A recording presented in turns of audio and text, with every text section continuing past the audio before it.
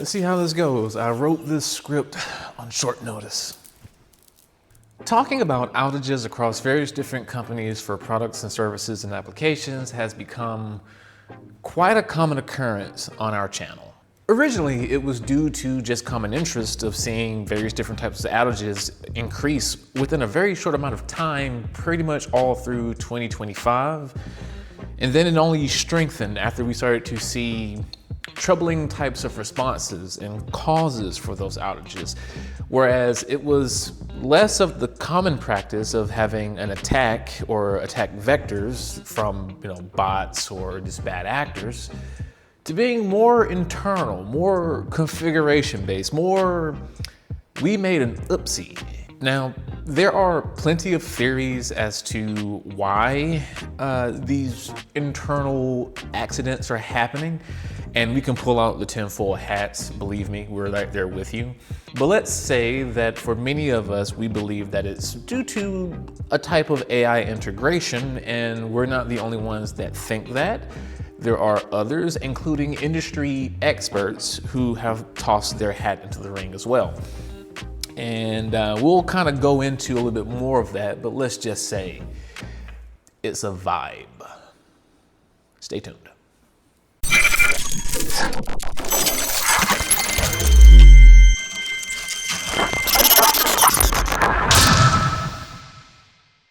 So I really want to jump into basically two parts of this quick and short video, and that one is being, let's talk about the outages, the very first ones, at least on our radar for 2026, as well as some of the comments by industry experts about AI integration and vibe coding, and the fear that it might be building on actual concerns for production deployed application services and platforms.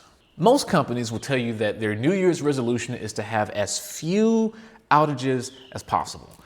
0 is like the goal, but that has yet to be seen typically for any massive company who has just bounds and bounds of different services, products, and platforms. But just like people, companies also break their New Year's resolution rather early in the year. So again, to reiterate, the first outage of the year on our radar belongs to Microsoft, and kind of by proxy of Microsoft, GitHub, or as they like to be known a lot, is now GitHub with Copilot, because Microsoft now owns GitHub, if you forgot. Yeah, it's a bit weird, I know. We're gonna basically jump into the reportings by GitHub themselves, which we can actually find on their blog, which basically covers the GitHub availability report from January 2026. And it starts off by going into January 13th, where they talked about they had a series of specific service outages in regards to Copilot, meaning any of their integrations with VS Code or other IDEs like JetBrains or wherever they have their AI fingers reaching into to help you vibe code or just assist. No judgments here. Yeah, Copilot stopped working. Not the biggest deal, but only to have 2 days after they actually had like a full-on service outage, right? So basically massive latency issues, times outs, can do you pull requests, notifications, actions, repository APIs, all of that. Everything was just awful. And I believe over the course of the near 2 hours of impact, the issues actually expanded quite dramatically. Eventually though, they got it under control and they took care of it. But it still doesn't help, because leading into that was early February, I believe February 9th, GitHub again experienced a series of issues in regards to their services and the quality, timeouts, inaccessibility, and just more issues that they had happening all of January. And you would be somewhat forgiven because it's just a few days out of 1 month leading into a day for the following month. And so far, things seem to have stabilized until you then look at another one of Microsoft's products being Microsoft Teams, Whereas today, on the 17th of February 2026, they had a series of issues for both the US and I believe the UK. It could be the EU. I'm not British or European, so I sometimes confuse the two. My apologies. It's like calling America and Canada the same. I know, sacrilege. But various different people and teams and anyone who utilize Microsoft Teams experience a series of issues regards to signing in, trying to join a call, sending out general messages, accessing Copilot and Teams, and just general syncing for their calendar. Basically a full-on Teams service disruption. Not everybody experienced it, but a lot of people from the US and overseas. Now, again, these are just early issues, and there's been a lot of scrutiny on Microsoft after certain higher up individuals from the company has made comments on LinkedIn. I believe we discussed it on our hit podcast, Essence is In After Dark, which you can catch basically twice a month, so every other week on your favorite podcast platform. But said individual mentioned that he wanted to have AI help basically rewrite a lot of the structures for Windows 11.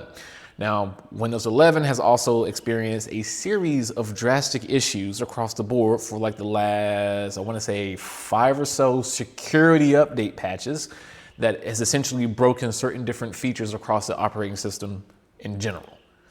And with all of this happening, so the quality control from Microsoft Teams, for GitHub with Copilot, and now with Windows, the operating system itself, after the comments about using Copilot to generate code for a lot of these platforms, a lot of people have kind of landed in the zone of, this is essentially probably most likely, pretty probably, don't have exact amount of evidence to actually pin on it, but wink, wink, nudge, nudge is probably vibe coding and generating a bunch of different code and not actually doing your due diligence to verify and rectify and strengthen and harden and make sure the quality is there before deploying it into your production environments. You may do some micro testing and it might work within a bubble, but then when you actually put it within the bigger grand scheme of your code base, it breaks a few things. Because I want to reiterate something that was mentioned on, I believe, the podcast. Some of the official remarks from Microsoft for like Windows 11 having the start bar break after one of those security patches was that, well, certain people don't have enough RAM. I don't know what world you live in, that I live in, that they live in, that other people live in, but there is no way that RAM, the amount of RAM, would cause your start menu to break immediately after boot. So as soon as you log into your account and you can't open the window, like you click the Windows icon and the start menu comes up, the menu wasn't coming up. That is not you lack the right amount of RAM issue. That is, I sometimes think that they believe everybody is an idiot. I digress though. There are even comments made by other industry experts in the field to this day that are basically raising a flag of concern about the over-reliance on AI integration and AI tool sets, especially that of vibe coding. So thanks to the new stack, I believe that, yes, the new stack, we have the author of this post, Daryl K. Taft. Taft reached out to an industry expert, David Mitten. Now, we'll have a link to this particular article in the description down below, which then you can find the articles to the LinkedIn post by David Mitten, as well as their full-on history in the industry. I really want to make sure that eyes get on the actual articles, that we're not just summing up too much of it. They took the time to write this, do the research, and even contact certain individuals. So please do your best to, take from their time and effort. But David Mitten, he's a founder and CEO of developer security provider ArcJet. And he wrote in a LinkedIn post that in 2026, he expects more and more vibe-coded applications hitting production in a big way. That's going to be great for velocity, but you still got to pay attention. There's going to be some big explosions coming. Now, the writer of this particular article, Taft, reached out and basically asked, can we get more insight to what Mitten was kind of hinting at or alluding to?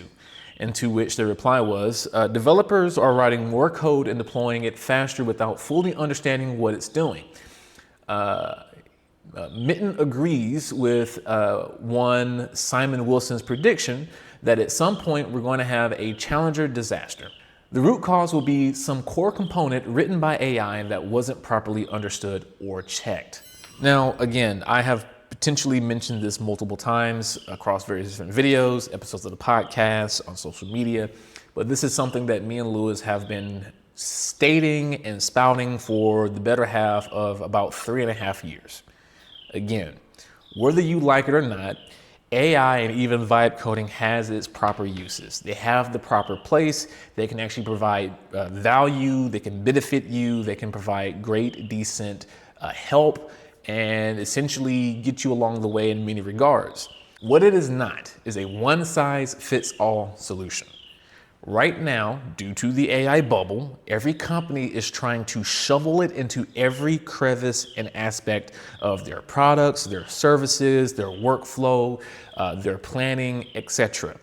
It is overly used, it is overly relied on, and it's improperly interjected into the day-to-day.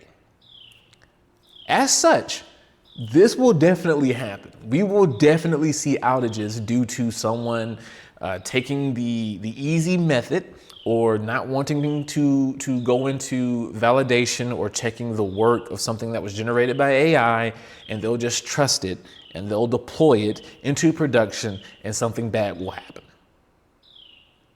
I'm pretty sure it has already happened multiple times within the last 2 years. In short, that's what we're looking for. That's what's happening already in 2026. We'll keep our eyes open for more outages and specifically the causes to these outages. As a reminder, outages are normal. They will happen. It's essentially, you essentially want to focus on the why it happened and how it was resolved. Also, you want to kind of ask, what were the damages from those outages? Was any personal information, sensitive data stolen, taken, etc.? Like in the previous coverage we had about Discord and how, just last year, can't even say last year, in late last year, so less than 6 months ago, they had a whole little data breach due to improper use of a third-party vendor and had over, 7,000, 70,000 individuals' sensitive information stolen? That's what you want to ask. But yeah, so AI is likely going to be impacting a lot of these issues going forward. And we'll have to sit here and take it because all of these companies are trying to keep the bubble from bursting. It is ironically quite worrisome. Anyway, I've been your host. I will see you all in the next video. But until then, as always, take care.